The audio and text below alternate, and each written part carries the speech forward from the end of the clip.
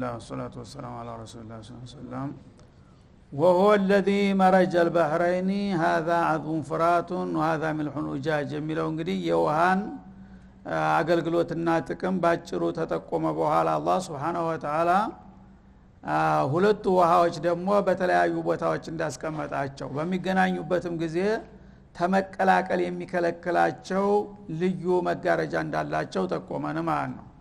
አያይዞም ውሃ የሚለው ነገር ሲነሳ ውሃ ፈሳሽ የሆነ ነገር ሁሉ ስለሚያካትት እኛ ራሳችን የውሃ ልጆች መሆናችንን ነገረን ማለት ነው።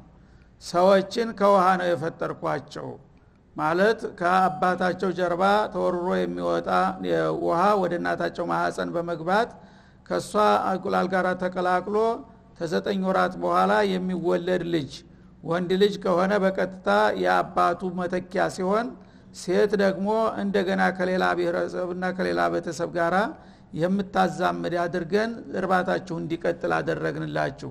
ይሄን እንግዲህ ማንም ሰው ይሆናል ተብሎ የሚያስበውና የሚገምተው አልነበረም። ወካነ ረቡከ ቀዲራ ጌታ ግን ፍጹም ቻይ ነውና ሁን ያለው ነገር መሆን ስላለበት ይሄ ተደርጓል ይላል። እንግዲህ ይሄን የመሰለ ጌታ አውቆ ነው ሰው ማምለክ ያለበት። ሁሉን ነገር ሊያደርግ የሚችል ሙስተሂል የሚባል ነገር የለም አላህ ዘንዳ ሁሉ ነገር ጃኢዝ ነው ማለት ነው። ግን ከአላህ ሌላ የሚገዟቸውና የሚያመልኳቸው ነገር አንድም ነገር ሊሰሩ አይችሉም። እንኳን ይሄን የመሰለ ነገር ቀርቶ ተራ ነገሮችን ማለት ነው።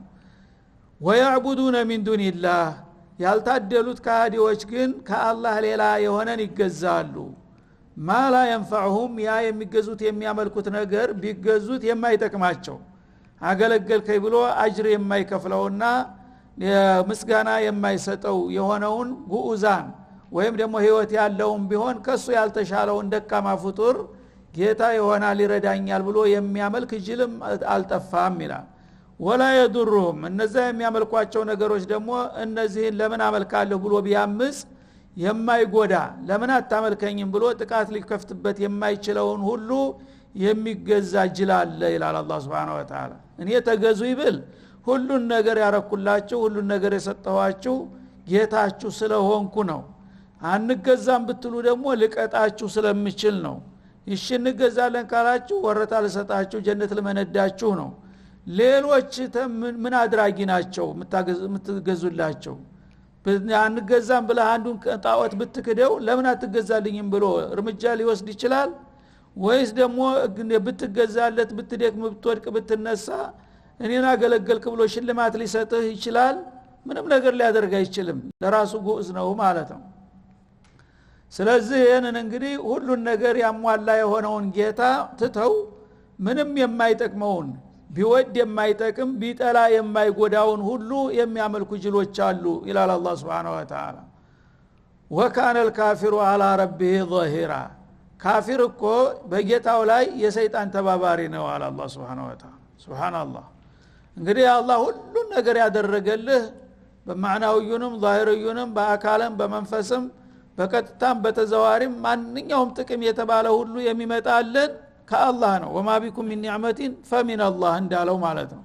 ሁሉን ነገር የምናገኘው ከሱ ሆኖ እያለ አንድም ነገር ለማይሰጠን እንዲያውም ለጥፋት ለሚዳርገን ሰይጣን ተባባሪ እንሆናለን የሰው ልጆች ማለት ነው። እንግዲህ የሰው ልጅ አቂል እንደመሆኑ ምንድን ነበር የሚጠበቅበት? ሁሉን ነገር የሚያደርግልኝ አላህ አይደለም? አዎ። ስለዚህ ከአላህ የበለጠ ማንም የለም እሱን የሚወዳደርም የለምና እኔ ፍጹም እሱን ብቻ ነው የማመልከው ከሱ ውጭ ያለ ነገር አላቅም ማለት ነበር እንደ አቂል እያንዳንዱ ሰው የሚጠበቅበት በአለም ላይ ያለ ሰው ማለት ነው።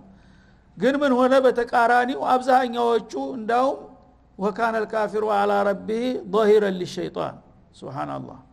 በጌታው ላይ አምጾ የሰይጣን ተባባሪ የመጀመሪያው አመፀኛና ትዕቢተኛ ሸይጣን ነው አይደለም? ሸይጣን ጋራ የሚወግኑት ይበዛሉ እኔን ተሚገዙት ይላል። ሸይጣን አንድም ነገር አያደርግላቸው ተጥፋት በስተቀር ይዟቸው ጀሃነም ለመውረር ነው። እነ ሸይጣን ለኩም አዱውን ፈተخذوه عدوا ተብሎ የተነገራቸውን ሸይጣን አንተ ትሻለናለህ ከረህማንስ ሸይጣን ይሻለናል ብለው የሸይጣን የጥፋት ተልኮውን በማስተካከት ላይ ተባባሪ ሆኑ ካፊሮች ይላል። እንግዲህ እሱ ሁሉ ጊዜ ተተፈጠረ እስከ መጨረሻ ድረስ ጥፋቱ ስራው እኩይ ነው። ሸይጣን ተንኮል ብቻ ነው የሚሰራው ማለት ነው። ያንን ምንም የማይጠቅማቸውንና ጉዳት ላይ የሚጠላቸውን ሸይጣን እንደ ወዳጅ አድርገው እሱ ጋር ቆሙና የሱ ተባባሪዎች ሆኑ ማንን በመዋጋት የአላህን በመወንጀል ላይ ተባባሪ ሆኑ ካፊር የተባሉ ሁሉ ይሄ ነው ስራቸው ማለት ነው ስለዚህ ታዲያ ይሄ አቅል ነው ይሄ ኢንሳንያ ነው ሁሉን ነገር የሚያደርግልህን ጌታ ክደህና አምፀህ ምንም ነገር ጥቅም ለማይሰጥህና ፍጹም ጥፋት ላይ የሚጥልህን ጥላት ጋር መወገኑ የትክክለኛ አካር ነው የሰው ልጅ እስቲ ራስ ፍረደኛ አቅል ካለህ ኢላላ አላህ Subhanahu Wa Ta'ala ይሄ ነው የብዙዎቹ ሰዎች ስራ ማለት ነው እንግዲህ የሰው ልጆች አዋቂ ነን ይላሉ በአሁኑ ጊዜ የምታዩት ነው እንዳውም ስልጣኔ ታይቶ በማይታወቅበት መልኩ ጣራ ደርሷል በሚባልበት ጊዜ በአለም ዙሪያ ስንት ደካትሮች ፕሮፌሰሮች ስንት ፈላስፋዎች በሙሉ በኩፍር ውስጥ ታገኛቸዋለህ ማለት ነው ምን ማለት ነው አላህ አያስፈልገንም ሰይጣን ይሻለናል ብለው ከሰይጣን ጋር ወግነው ጌታን በመዋጋት ላይ የሰይጣን ተባባሪ ሆነው ቆሙ ይላል ስለዚህ እናንተስ የዚህ አይነት አካሃዲ ትደግፉታላችሁ ወይስ ነው የሚለለ ያንዳንዳችን ማለት ነው እና እንግዲህ አማራጩ አንድ ነገር ነው ማለት ነው ወይ ረህማን ጋራ ወይ ሸይጣን ጋራ ረህማን ጋራ መሆን የሚችለው ሰው የጥሩ ቀሩሱል የነብያትን ፈለግ የሚከተለው ብቻ ነው ከዛ ውጭ የሆነ ሰው ግን ወደደም ጠላም የሸይጣን ተባባሪ መሆኑ አይቀርለትም አማራጩ ይሄ ነውና ማለት ነው ወይ ሸይጣን ወይ ረህማን ሎሌ መሆን ነው ያለብህ ከዚህ ውጭ ልትሆን አትችልም እምነት የለንም የሚሉት ውሸታቸው ነው አያውቁም እንጂ እምነት አላቸው እምነታቸው ሸይጣንን መገዛት ነው ማለት ነው ወማ አርሰልናከ ኢላ ሙበሽራ ወነዚራ አንተን ደግሞ አላክነህም ለተቀበሉና ለተከተሉ በዘላለም ጸጋ በጀነተ ነዒም አብሳሪ እንደገና ለካዱና ላስተባበሉ ደግሞ በጀሂም በሲኦል አስፈራሪ አስጠንቃቂ አድርገን እንጂ ከዛ ውጭ ሌላ ምንም ኃላፊነት አልተጣለብም ይላቸዋል አንተ ምን አገባህ ማለት ነው ነብዩን አለይሂ ሰላቱ ወሰለም ነብዩ እንግዲህ ሰው እንደመሆናቸው ነብዩ ረህማናቸውና አንድም ሰው ተኡመታቸው እንዲክድ አይፈልጉም ነበር ይጨነቁ ነበር እና ለአለከ ባኺዑ ነፍሰከ እንዳለው ማለት ነው እና ለምንድነው የሰው ልጆች እኔ መሰለ ወርቃማ እድል መጥቶላቸው የማይቀበሉትና የማይከተሉት እንዴት ነው እኔ ተቅስራ አርጌ ነው ማስረዳት አልቻልኩም ማለት ነው እያሉ ይጨነቁ ነበር ስለዚህ ሰውዬ የተጣለብህን ኃላፊነት ዘላህ አትሄድ አላቸው ያንተ ስራ ኢንዛርና ተብሽር ብቻ ነው እና ተብሽር ማለት የተቀበለህና የተከተለህን ቀናኢውን ክፍል አይዞህ ይሄንን መስመር እስከ ተከተልክ ድረስ አንተ ጀነተ ነዒም ነው የሚጠብቅህ ብለህ ታበስረዋለህ የካድና ያስተባበለውን ደግሞ አንተ ወዮልህ ምናልባት ስተትህን ተገንዝበህ ተውባ ካላረክ በህይወትህ ያለህ ወደፊት የዘላለም ሰቆቃና መከራ ሲኦል ነው የሚጠብቅህ ብለህ ማስጠንቀቅ ብቻ ነው ይሄ ነው የሥራ ድርሻ ለአቀል ወላ አክثر ሶላህየትክ ከዚህ ውጭ ግን እገሌ ለምን አላመነም እገሌ ለምን እንዲኮነ እያልክ መጨነቅ ተተጣለበህ ኃላፊነት በላይ ነው የምትደክመው ያለው አትድከም ምን አገባህ አንተ ፈረስ ማድረስ እንጂ መዋጋት የለበትም ይባላል አንተ መልእክቱን አደረስክ አለቀ የመልእክቱን ውጤትም አጣምረህ ትነግራለህ ምክንያቱም አንድ ሰው እንደዚህ ስራ ስትለው ይሄን ከሰራው ምን ትሰጠኛለህ ጋሸ ነው የሚለው አይደል እንዴ ይሄን ከሰራህማ ይሄ ነው ጀነት ነው የሚጠብቅህ ትለዋለህ ይሄን ነገር ሳልሰራ ብቀርስ ምን ሆናለሁ ካለ ደግሞ ጀሃነም ነው አበቃ መልእክቱ ይሄ ነው ማለት ነው ማንም ዳዒ ይሄ ነው ብዙ ጊዜ አሁን ከሰው ጋራ በሆነ ባልሆነ የምንጋጨው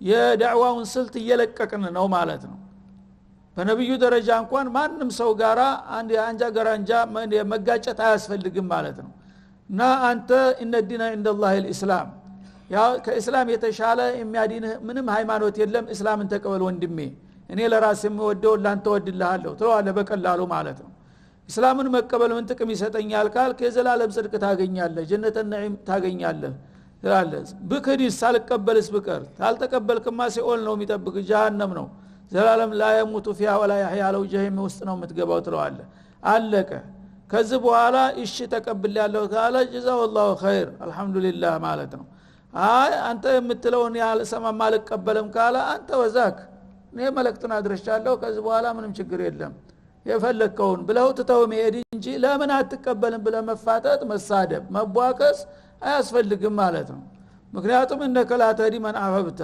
ሰዎችን እንደ ኪኒና ተውሂድ ልታጎርሳቸው አይደለም የመጣው ማለት ነው መልእክት ማድረስ ነው ኢና አለይከ ኢላ البلاغ وعلينا الحساب በዚህ መልክ ከሄደ ማንም ሰው ከማንም ጋር አይጋጭም ማለት ነው አንዳንድ አውሬ የሆኑ አሉ ለምን ነገርከኝ ብለው አካካ ዘራፍ የሚሉ አሉ እነዛ እንግዲህ ከስብናውም እየራቁ ነው እንደዛ አይነት ላይ ደግሞ ዲፋዓን ነፍስ ይፈቀድልሃል ማለት ነው አልበለዛ መልእክት ነገር ካበቃ ሰማ ተቀበለ ለራሱ ታልተቀበለም ለራሱ እንጂ አንተም ያስጨንቅህ ነገር የለም ይላቸዋል አላህ Subhanahu Wa Ta'ala ቁል ማ አስአሉኩም አለይሂ ሚን አጅር እንደገና ደግሞ ይሄ መሐመድ እኮ ነብይ ነኝ ብሎ የመጣውና ይሄን ዜማውን የሚያነበንብልን እሱ አዲስ ፍልስፍና አምጥቶ ከኛ የበላይነትን ለማሳየትና ከዛ በኋላ እኛን በአሽከርነት ለማሰለፍ ነው እያሉ ቱህማ የሚያረጉ ነበሩ ስም ለማጥፋት ማለት ነው ተትንሽ ጊዜ በኋላ ግን የሱን ፍልስፍና ታስተዋወቀ በኋላ እሱን የተቀበለ ሰው እንዲህ አይነት ጥቅም ያገኛል እያለ እኛን ያው በእኛ ተካሻ ላይ ተፈናጦ እሱ ባለ ስልጣን ሊሆን ፈልጎ ነው ይሏቸው ነበር እና ወይም ደግሞ አስተምረው እየጣመን ሲመጣ ከዛ በኋላ እስከ ዛሬ እስተምትለማመዱ ብዬ ነው በነፃ ያስተማርኳችሁ ካሁን በኋላ በወር የተወሰነ ፍራንክ መክፈል አለባችሁ ሊላችሁ ይችላል እያሉም የሚያስወሩ ነበር ሱብሃንአላህ ሰው እንግዲህ ተሽይክ ተመጣ ያው ሸይጣን ሁሉ ጊዜ ያልሆነውን ነገር የሚሆን ይመስለዋል ማለት ነው ለዛ አባባል አላህ ሲያፈርስ ምን አለ ቁል ማ አስአሉኩም አለይሂ ሚን አጅር እኔ ይሄንን መልእክት ለእናንተ ስላደረስኩላችሁና ስላስተማርኳችሁ ዛሬም ሆነው ለወደፊት ምንም አይነት ወረታ ወይም እንዳ ከናንተ አልጠይቅም ቃል ገባላችኋለሁ እስከ መጨረሻው ድረስ በነፃ ነው የማስተምራችሁ በላቸው ይላል ኢላ መን ሻአ የተኺዘ ኢላ ረቢሂ ሰቢላ ወደ ጌታው የሚያዳርስ መንገድን ለመከተል የፈለገ ሰው ካልሆነ በስተቀር ይላል አንድ ሰው ይሄን የመሰለ ዲል አምጥቶ የሚያስተምረኝ ነብይ ወይም የሚያስተምረኝ ሸህ እኔም ባለኝ አቅም መርዳት አለብኝ ብሎ ኸይር ሊሰራ ከፈለገ ጀዛሁላሁ ኸይር አይከለከልም ማለት ነው አልበለዛ ሙቃየዷ ውስጥ አትገቡም ድርድር ውስጥ አይገባም እኔ እናስተምርሃለሁ አንተ ደግሞ ይሄንን በአመት ወይም በወር መክፈል አለብህ ብሎ ማንም ነብይ ወይም ማንም ዳኢያ ወረታ ሊጠይቅ አይገባውም በአላህ መልእክት ላይ ማለት ነው ይሄን ማለት ግን በነፃ ዝም ብሎ ይስራ ማለት አይደለም ተማንም ወረታ የለውም ማለት አይደለም እኔ ነኝ የላኩት እኔ ነኝ የቀጠርኩት እኔ ጌታው ይከፍለዋል ማለቱ ነው እንደገና ሰዎች ደግሞ ልክፈል ቢሉም የፈለጉትን ቢከፍሉም ይሄንን የእስላምን ጸጋ የሚተካ ዋጋ ሊከፍሉ አይችሉም እንደውም አይችሉም አላህ ረብል ዓለሚን ነው ይሄንን ሊከፍል የሚችለው ማለት ነው ስለዚህ ናጅሪ ኢላ አላ ረብል ዓለሚን ኢላ ሌላው ቦታ ላይ የኔም እንዳ በሰዎች በደካማዎች ባጀት በእነሱ ኪስ የሚወጣ ነገር አይከፍለውም ረብል ዓለሚን ነው ሊከፍለኝና ሊመነዳኝ የሚችለው በላቸው ይላል ከዚህ እንግዲህ ነገ ምናልባት አንድ የሆነ ነገር ሊጠይቃችሁ ነው እያሉ የሚያስፈራሩትና እንድበረግጉ የሚያደርጓችሁ ጥላቶቻችሁ ናቸው ወደ ሐቅ እንዲያትመጡ ለማድረግ ማለት ነው ይሄንን ለማክሸፍ አንተ ግልጽ ሆነ ተናገር ይሄንን መልእክት እናንተ ሳደርስላችሁ ይሄን ያህል አገልግሎት ሰጥቻለሁና ይሄን ያህል ወራትና አመት ካሁን በኋላ ይሄን ያህል ክፈሉ ብሎ ይጠይቀናል ብላችሁ ፈርታችሁ ከሆነ የምትሸሹት ምንም ነገር አልጠይቃችሁም ግን እናንተ በፍቃዳችሁ እንርዳው ብላችሁ ብታደርጉ ይሄ በገዛ ፍቃዳችሁ ደግሞ የሚከለክላችሁ የለም እኔ ግን ምንም አይነት ክፍያ ድርድር ውስጥ አልገባም በላቸው ወደ ጌታው የመቃረቢያ መንገድ የፈለገ ግን እንኳን ለነብይ ቀርቶ ለማንኛውም ሰው የሰደቀ ሰው ኸይር ያበረከተ ሰው ከጌታው አጅር ያገኝበታል ለራሳችሁ ይሄን ነገር እንረዳዋለን ብላችሁ በገዛ ፍቃዳችሁ የምታደርጉት ካለ አድርጉ ችግር የለውም አለበለዛ ይሄ ነብይ የተላከውን መልእክት ስላደረሰ ብቻ እያንዳንዱ ሰው ይሄን ያህል ክፍያ ክፈል ብሎ ይጠይቀኛልና ያስጨንቀኛል ብለ ፈርተ ከሆነ አትፍራ እኔ ነኝ የምከፍለው ለነብይ ወረታውን ይላል አላህ Subhanahu Wa Ta'ala ወተወከል على الحي الذي لا يموت ይላል እንደገና ነብዩን አለይሂ ሰላቱ ወሰለም ያጽናናቸዋል እንግዲህ አንተ ሰዎችን እንድትመራና እንድታገለግል ነው እንጂ የመረጥኩ ከሰዎች ምንም ነገር ደጅ እንድትጠናና ከነሱ ተስፋ እንድታረግ አልፈቅድም አለ አላህ Subhanahu Wa Ta'ala ተወከል على معيشتك ሰዎች እንግዲህ ተነሱ አንድ ነገር የማይከፈለኝ ከሆነ እኔም ሰው ነኝ በተሰባለኝ እንዴት እኖራለሁ ብላ አትጨነቅ ተወከል على الحي الذي لا يموت በማይሞተው በማይደክመው ጌታ ላይ ተመካ እኔ ሰጣለሁኝ ከሰዎች ከፍጡር አትከጅላላቸው አላህ Subhanahu Wa Ta'ala የማይሞተው የማይደክመው የማይሻረው ጌታህ የት ሄዶብህ ነው ከፍጡር ከደካማ አንተ ቁራሽ የምትጠይቀው እኔ ያለው አብሽር ይላቸዋል ወሰብህ ቢሐምዲሂ ጌታህን ከማመስገን ጋር አጥራው ጧት ማታ ሱብሃንአላህ ወልሐምዱሊላህ ወላሁ አክበር እያልክ ማወደስ የሱን ሪሳላ ማድረስ ነው ያንተ ስራ ከዛ በኋላ እኔ የትጄ ነው የማንም እርዳታ የምትጠይቀው እኔ ረዳሃለሁ ለሁሉም ነገር አላቸው ወከፋ ቢላሂ ቢذنوب عباده خبيرا እና አላህ Subhanahu Wa Ta'ala በባሮቹ ወንጀል ተማንም የበለጠ ጥልቅ አዋቂና ተቅርብ ታዛቢ ነው ይላል እንግዲህ ተንኮለኞች አንተን ተልኮ ያለ ስሙ ስም ያለ መልኩ መልክ ሊሰጡ ቢፈልጉ ቢያጠማዝዙ እንዲህ የሚላችሁ እኮ እንዲህ ሊያረግ ፈልጎ ነው እናንተ ሊገዛችሁ ነው ሊነግስባችሁ ነው ወይም ተትንሽ ጊዜ በኋላ ደሞዝ ሊጠይቃችሁ ነው እያሉ ተንኮል የሚሰሩ ሰዎች አቃለው እንደባቸውንና ተንኮላቸውን እያንዳንዱ ይሄን አሉባልታ የሚያወራው ምን ፈልጎ እንደሆነ እኔ በጥልቅ አቃለው ዋጋውን እሰጠዋለሁ አለ አላህ Subhanahu Wa Ta'ala ስለ ተወከለ አለ الحي الذي የሚለው ለነብዩ ብቻ ሳይሆን ለማንኛውም ሙእሚን ነው ፍጡር ደካማ ነው የፈለገው ሀብታም ቢሆን ባለስልጣን ቢሆን ጉልበተኛ ቢሆን ምንም ቢሆን ዝሮ ደካማ ነው ማለት ነው ከሰው አንድ ነገር ጠይቀህ ችግሬን ይሸፍንልኛል ማለት የለብህም ስለዚህ አንተ ጌታ ያዘዘህን ሰርተህ ከዛ በተረፈ አንተ አለህኝ ብለህ በማይሞተው በማይደክመው በማይሻረው ጌታ ተተመካህ ሁሉ ጊዜ አስተማማኝ ድጋፍ ላይ ነው ያለው ፍጡርን ከተመካህ ግን እሱ ካላለ ምንም ሊያረጉልህ አይችልም አቅም እንኳን ቢኖራቸው እሱ ካላዘዛቸውና ረራየን ካላስገባባቸው አይሰጡህም ማለት ነው እና ወልጂን ወልኢንሱ የሞቱን በማይሞተው ህያውና ዘላለማዊ በሆነው ጌታ ተመካ ፍጡሮች ግን የፈለገውን ሀያል ብትላቸው ይረግፋሉ በየቀኑ ይሞታሉ ይደቃሉ በማለት የተውሂድን አስኳል ያስተምረናል ማለት ነው الذي خلق السماوات والارض አላህ ማለት እንዲቀላል ነገር አይምሰላችሁ ይሄንን የምታውጡን ያላችሁበትን ምድር እንደገና ከበላው ደግሞ አንድ አይሉ 7 ሰማያት በተለያየ ርቀት የደረደረ ጌታ ነው ያለምንም ረዳትና ተባባሪ ማለት ነው ወማ በይነሁማ من المخلوقات በሰማይና በምድር መካከል ያሉ ስፍር ቁጥር የሌላቸው ፍጥረታቶችንም ሁሉ ብቻውን የፈጠረ ጌታ ነው እንዲህ አይነቱ ጌታ ነው ማንም ሰው ሊገዛው የሚገባው ማለት ነው ይሄንን እንግዲህ ግዙፍና በጣም አንዱ እንኳን ተየት እስከየት እንደሆነ የማይታወቀው ይሄንን ሁሉ ዓለም ብቻውን في 6 አያም በ6 ቀናት ነው ፈጥሮ ያጠናቀቀው ሱብሃንአላህ አንድ ሰው በዘመናዊ መሳሪያ በእየታገዘ አንዲት ኢማራ ለመስራት አመታት ይጨርስበታል አንዲት ኢማራ ለማቆም ባለ በለለ ስንት ባለሙያዎችን አሰልፎ ማለት ነው ረብ العالمين ግን 7 ሰማያት ምድርንም በላያችሁ ላይ ያለ ኒዕማ ጸጋን በሙሉ ፈጥሮ የጨረሰው ስንት ቀን ነው 6 ቀን ብቻ ማለት ነው አንድ ብቻውን ራሱ ማለት እንግዲህ ይሄን ያህል ኃይልና ስልጣን ጥበብ ያለው ጌታ ከማን ጋር ነው የምታወዳድረውና የምታፎካከረው ማለት ነው ይሄንንም 6 ቀንም ሲበዛበት ነው በሱ ቁድራ አኳያ انما امره اذا اراد شيئا ان يقول له كن فيكون የፈለገው ነገር ትልቅ ስራ ነው ትንሽ ስራ ነው ሰፊ ነው ብዙ ነው ጥቂት ነው አላህ የሚሰራው በአንድ ማሽን ብቻ ነው ማለት ነው ማሽኑ 2 ፊደል እስከምታነብ ድረስ ነው የሚጨርሰው ስራው ኩን ተባለ ማንም ነገር ይችቃል ተብላ እስከምታበቃ ሁሉም ነገር ይሆናል እሱ ያለው ኩን ሲል ደግሞ ማልሶ በዛ በሁለተኛው ትእዛዝ ደግሞ ሌላውን ይህችን ዓለም አሁን ኩን ቢል ጥፊ ቢላት አለቀ ወዲያው ተጠፋለ በቅስፈት ማለት ነው አሁን ተመለሽ ቢላት መልሳ ትመለሳለች ልክ እንደ ሪሞት ማለት ነው ይሄን አይነት ጌታ ነው እንግዲህ እናንተ የምትወነጅሉት እንደ ተራ ነገር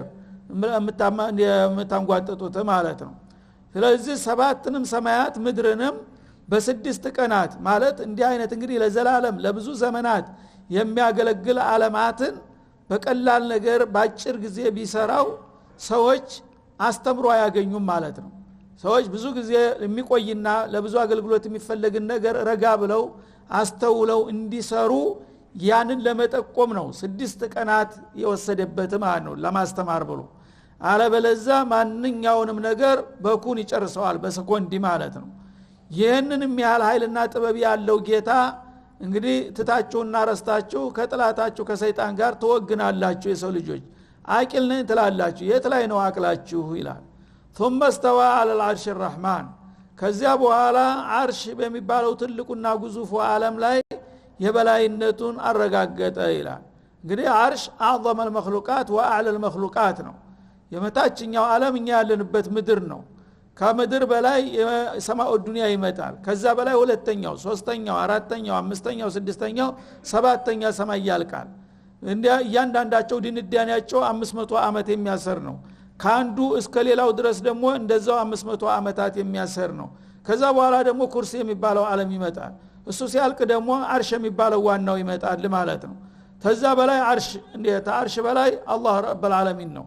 ዓለምን በሙሉ ከላይ እስተታች ነው የሚቆጣጠራት ማለት ነው። ስለዚህ ታርሽ በላይ ከፍ አለ ይላል። ምክንያቱም እነዚህ ፍጥረታቶቹ ናቸው። እሱ የፈጠራቸው ነገሮች ከሱ በላይ መሆን አለባቸው እንዴ? ፍጥረታት እስከሆኑ ድረስ የሱ ዕቃዎች ናቸው። እሱ ባለቤታቸው ነው። ከሁሉም በላይ ነው። ታርሽ በላይ አቋኑ እንዴት ነው ወደሚለው ዝርዝር ግን አንገባም ማለት ነው። ያንን አልነገረንምና እና ታርሽ በላይ ነው ማለት ከመላው ዓለም በላይ ነው ማለት ነው። በአጠቃላይ ሌሎቹ ዓለም የበታች ዓለም ናቸው። የዓለሞች ሁሉ ቁንጩ የሚባለው አርሽ ነው። ታርሽ በላይ ደግሞ ባለቤቱ አላህ ነው ማለት ነው። ስለዚህ አርሽ ላይ ተቀምጧል እንደዚህ ነው ለማለት አይደለም ማለት ነው። ፍጥረታት በሙሉ የፍጥረታት አለቃና ቁንጮ አርሽ ስለሆነ ጌታ ታርሽም በላይ ነው ማለት ነው የተፈለገው። ከዛ በላይ ያለው ተፋሲሉን እሱ ይወቀው ብለን ነው የምናልፈው ማለት ነው። ፈሳል به خبيرا فسال عنه خبيرا እና ስለ አላህ ምንነትና ማንነት ስለ ስልጣኑና ስለ ጥባቡ ግዝፈት በግምትና በዳበሳ ልደርስበት አትችልም። እንግዳውሳ ምስጥር አዋቂ የሆነውን ባለቤቱን ጠይቀው ይላል። ማንኛውንም ነገር አንድ ሰው ለማወቅ ከፈለገ በዛ اختصاص ያለውን ባለሙያውን ነው ሁሉ የሚያማክረው አይደለም እንዴ?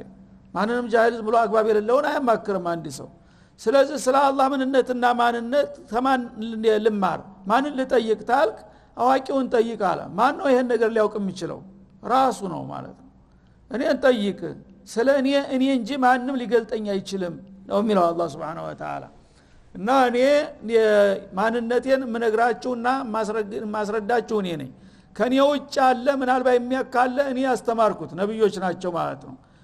ሩአሳኡል መላእክት እነ ጅብሪል እና ሚካኤል የተወሰነ ዕውቀት አላቸው። አለበለዛ ማንም ሰው የምድር ሰው ተነስቶ ስለ አላህ ማንነትና ምንነት ሊገልጠው አይችልም ማለት ነው። እና ጥልቅ አዋቂ ምስጢር አዋቂ የሆነውን ጌታን ጠይቅ። ያንን ከጠየቅ የሚመለከተው ክፍል ስለሆነ ሶላህ ያለውና ትክክለኛውን አቅጣጫ ሊያሳየህና ጥሩ ግንዛቤ ሊሰጥህ ይችላል።